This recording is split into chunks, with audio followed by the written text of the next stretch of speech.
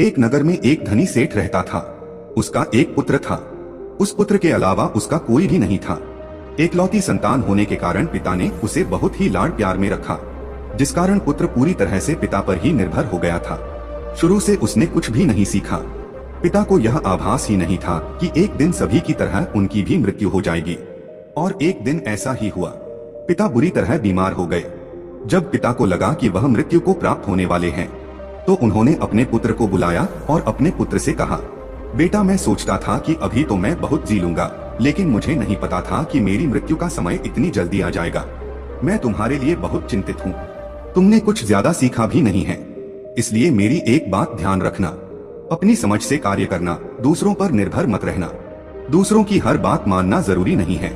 अगर तुम्हें कोई बात गलत लगती है तो उसे अस्वीकार कर देना। यह कहकर पिता मृत्यु को प्राप्त हो गए। पुत्र युवा था, उसने अपने पिता के सभी व्यापार को संभाल लिया, लेकिन धीरे धीरे उसे व्यापार में नुकसान होने लगा। उसे समझ नहीं आ रहा था कि इसका क्या कारण है। 1 साल के अंदर ही वह कर्जे में डूब गया। जब वह हर तरफ से निराश हो गया, तब उसने अपनी समस्या का समाधान निकालने के लिए ज्ञानियों द्वारा बताए गए सभी उपाय किए। उसने यज्ञ हवन किए, मंदिरों में दान दक्षिणा दी, लोगों को दान दिया और जो उपाय बताए गए थे उसने सभी रीति रिवाज पूरे किए। जब वह ऐसा कर रहा था तभी उसी महीने उसे कुछ लाभ हुआ और उसे लगा कि उसके यह सब करने से ही उसे लाभ हो रहा है। तब उसने लगातार यज्ञ हवन किए। अब उसका सारा दिन इन्हीं कार्यों में जाता और अब उसका व्यापार पूरी तरह से बर्बाद होने लगा था। कुछ ही महीनों में उसकी सारी संपत्ति नीलाम हो गई। कुल मिलाकर उसके पास थोड़ा ही धन बचा था। उसे समझ नहीं आ रहा था कि उसके साथ यह सब क्यों हो रहा है। उसने भी तो वैसे ही व्यापार किया था जैसे कि सभी करते हैं। उन सभी को लाभ हो रहा था, तो फिर मुझे ही क्यों हानि हो रही है। इस संबंध में उसने ज्ञानी व्यक्ति से बातचीत की और पूछा, जब व्यापार में सभी को लाभ हो रहा है तो मुझे हानि क्यों हो रही है। ज्ञानी व्यक्ति ने कहा, यह सब तुम्हारे पिछले जन्मों के कर्मों का नतीजा है।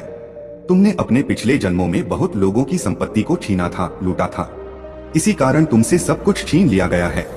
यह सब तुम्हारे पूर्व जन्म के कर्मों का नतीजा है। तुम्हें यह तो भुगतना ही पड़ेगा। ज्ञानी द्वारा यह बात सुनकर वह व्यक्ति पूरी तरह टूट गया और उसने सोचा कि अब कुछ हो ही नहीं सकता। कर्म ही ऐसे किए हैं तो भुगतने तो पड़ेंगे ही। यह सोचकर उसने घर छोड़ दिया। उसके बाद वह दूसरे गांव में जाकर बस गया।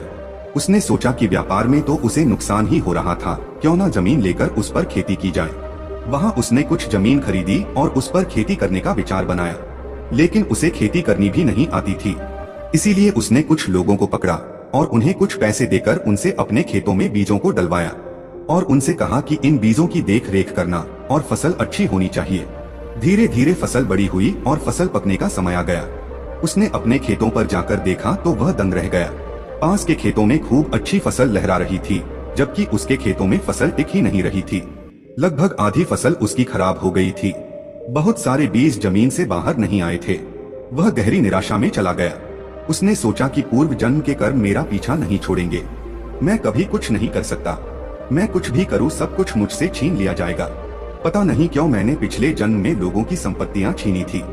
कब तक मैं यह सहता रहूंगा। फसल को काटने का समय आ गया था, लेकिन उसके पास अब पैसे ही नहीं थे कि वह किसी को पैसे देकर अपनी फसल को कटवा सके।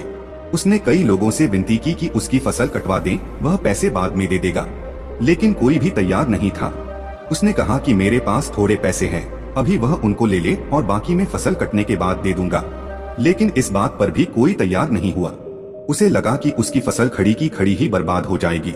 उसने सोचा कि उसे अपने पिछले जन्मों के कर्मों को सुधारने के लिए कुछ करना ही पड़ेगा, अन्यथा वह हमेशा बर्बाद ही होता रहेगा। इसी चिंता में वो अपने घर के अंदर इधर से उधर टहल रहा था। तभी उसके दरवाजे पर एक भिक्षु आ जाते हैं। भिक्षु भिक्षा की याचना करते हैं। वह व्यक्ति भिक्षु की ओर दरवाजे पर गया और उसने भिक्षु से कहा, तुम्हें पता है भोजन फसल से आता है और मेरी फसल तो बर्बाद हो गई है। मेरी फसल ही क्या, मेरा तो पिछला व्यापार भी बर्बाद हो गया था। मैं जो कुछ भी करना चाहता हूँ सब कुछ बर्बाद हो जाता है। तुम लोग जो अपने आप को इतना ज्ञानी बताते हो, क्या तुम्हारे पास मेरे पिछले जन्मों के कर्मों को सुधारने का कोई तरीका है? अगर कोई तरीका है और तुम ज्ञानी हो तो मुझे बताओ कि कैसे मैं अपने पिछले जन्मों के कर्मों को सुधार सकता हूँ। तभी मैं तुम्हें ज्ञानी मानूंगा और तुम्हें भिक्षा दूंगा। जब चाहोगे, जितना चाहोगे उतनी मैं तुम्हें भिक्षा देता रहूंगा। उस युवक की बात सुनकर भिक्षु मुस्कुराए और उस व्यक्ति से कहा, पहले तो तुम शांत हो जाओ, इतनी अशांति मन के भीतर अच्छी नहीं। शांत मन समस्या का समाधान ढूंढता है, अशांत मन समस्या खड़ी करता है। मैं तुम्हारे पिछले जन्मों के कर्मों को अभी के अभी यही सुधार सकता हूँ, अगर तुम मेरे कुछ सवालों का जवाब दो। उस व्यक्ति ने कहा, क्या आप मेरे पिछले जन्मों के कर्मों को सुधार सकते हैं? कैसे बताएं मुझे? मैं आपके हर सवाल का जवाब देने के लिए तैयार हूँ। भिक्षु ने उस व्यक्ति से कहा, पिछले जन्म में तुम कहाँ रहते थे? युवक ने कहा, मुझे नहीं पता। भिक्षु ने कहा, पिछले जन्म में तुम्हारे माता पिता कौन थे? युवक ने कहा, मुझे नहीं पता। भिक्षु ने कहा, पिछले जन्म में तुम क्या कार्य करते थे? युवक ने कहा, मुझे नहीं पता कुछ भी। भिक्षु ने कहा, चलो तो यही बता दो कि पिछले जन्म में तुम्हारी मृत्यु कब हुई थी? युवक ने कहा, नहीं, मुझे पिछले जन्म का कुछ भी नहीं पता। तब मैं पिछले जन्म के बारे में आपको क्या बता सकता हूँ? भिक्षु ने कहा कि नहीं पता, लेकिन अभी कुछ समय पहले तो तुम कह रहे थे कि तुम्हारे पिछले जन्मों के कर्मों के कारण तुम्हारा यह जन्म बर्बाद हो रहा है। क्या तुम्हें पिछले जन्मों का कोई भी कर्म याद है? युवक सोच में पड़ गया और उसने कहा, आप सही कहते हैं, मुझे तो अपने पिछले जन्म का कुछ पता ही नहीं है। कौन से कर्म और कैसे कर्म कब किए, कुछ नहीं पता मुझे, लेकिन कुछ तो बुरा किया होगा मैंने, तभी तो मेरे साथ इतना बुरा हो रहा है। भिक्षु ने उस व्यक्ति से कहा, बुरा तो तुमने किया है, लेकिन किसी और के साथ नहीं, तुमने अपने ही साथ बुरा किया है। युवक ने कहा, मैं कुछ समझा नहीं, भला मैं अपने साथ क्यों बुरा करूंगा? भिक्षु ने कहा, अभी की तुम्हारी समस्या क्या है? युवक ने कहा, मेरी फसल कोई काट नहीं रहा है, वह खड़ी खड़ी बर्बाद हो जाएगी और मुझे कुछ भी नहीं मिल पाएगा। भिक्षु ने कहा, मेरे साथ चलो, तुम्हारे खेत पर चलते हैं, देखते हैं कि क्या समस्या है। भिक्षु और युवक खेत पर पहुंचे। भिक्षु ने युवक से कहा, जाओ और 2 दराती लेकर आओ।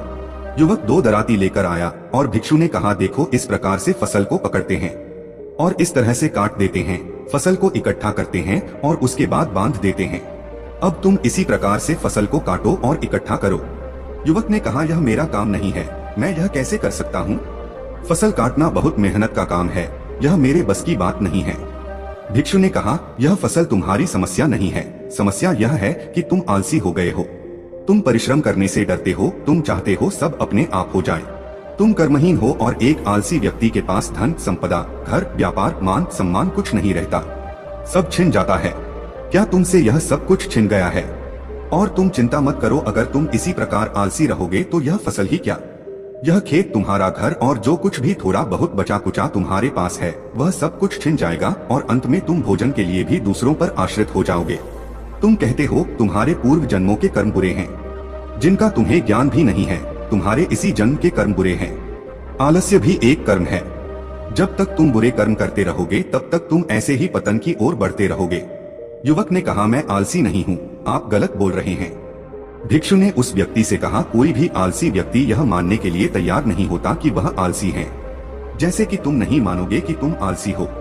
युवक ने कहा, आप मुझे मेरे पूर्व जन्मों के कर्मों से छुटकारा दिलाने की बात कर रहे थे, यह आलसी की बातचीत कहाँ से आ गई?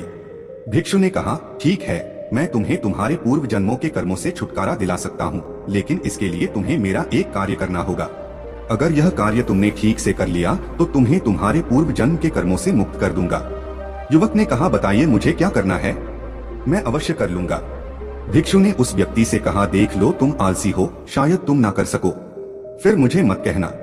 युवक ने कहा, हाँ बताइए मुझे, मैं करके दिखाऊंगा। भिक्षु ने कहा, ठीक है, तुम्हें अपनी फसल काटनी है, उसके बाद एक नई फसल लगानी है, खुद अपने हाथों से लगानी है, उसकी देखरेख भी तुम्हें ही करनी है। 4 माह बाद में वापस आऊंगा, अगर वह फसल बाकी किसानों की फसल से अच्छी हुई तो मैं तुम्हें तुम्हारे पूर्व जन्म के कर्मों से मुक्त कर दूंगा। यह कहकर भिक्षु वहां से चले गए। युवक को आलस्य वाली बात चुभ गई थी। उसने 3 दिन में अपनी फसल पूरी काट दी। उसने नहीं देखा कि कोई क्या कहेगा, वह बस अपने काम में लगा रहा। उसने एक नई फसल लगाई, उसे फसल लगानी आती ही नहीं थी। तब उसने दूसरे किसानों से इस बारे में सहायता ली और यह जानकर कि फसल कैसे लगाई जाती है, उसने भी फसल लगाई और उसने अपनी फसल की पूरी देखभाल की। जब फसल तैयार हो गई तब उसे अपनी आंखों पर विश्वास ही नहीं हुआ। उसकी फसल उस गांव में सबसे अच्छी हुई थी। 4 माह बाद भिक्षु वापस उस युवक के पास आए। भिक्षु को देखते ही वह युवक भिक्षु के चरणों में गिर गया और कहा, आप सही कहते थे, मैं आलसी ही था, मैं हमेशा दूसरों पर निर्भर रहता था। मैं चाहता था कि मेरे काम अपने आप होते रहे। मैं सोचता था कि लोग क्या कहेंगे अगर मैं कुछ छोटा मोटा काम करूंगा, लेकिन अब मैं आलसी नहीं हूँ। आप देखो मेरी फसल, मेरी मेहनत को देखो, मेरी फसल गांव में सबसे अच्छी हुई है और यह पूरी मेरी ही मेहनत है। भिक्षु ने उस व्यक्ति से कहा, तो क्या अब मैं तुम्हें तुम्हारे पूर्व जन्म के कर्मों से मुक्त कर दूं? युवक ने कहा, मुझे अपना पूर्व जन्म पता ही नहीं था। पता नहीं था भी या नहीं था, मैं नहीं जानता, उसके कर्मों को नहीं जानता। पहले तो मैं अपने इसी जन्म के कर्मों को भी नहीं जान पा रहा था, लेकिन आपकी वजह से मैं अपने कर्मों को देख पाया। पहले मैं इसी जन्म के कर्मों को खराब कर रहा था, तो उनका फल भी खराब हो रहा था। मैं आलसी था, मैं कर्महीन था, और जैसा आपने कहा था कि आलसी व्यक्ति के पास कुछ नहीं रुकता, मेरे पास भी कुछ नहीं रुक रहा था। लेकिन अब मैं अपने कर्मों को सुधार लूंगा। कोई क्या कहेगा, अब मैं नहीं देखता, इसलिए इसका फल भी मुझे अच्छा ही मिल रहा है। मैं आपको धन्यवाद देना चाहता हूँ, कृपया स्वीकार करें। भिक्षु ने कहा, मुझे खुशी है कि तुमने अपने आलस्य को स्वीकार किया, क्योंकि जो अपनी गलतियों को स्वीकार कर सकता है वही गलतियों को सुधार भी सकता है।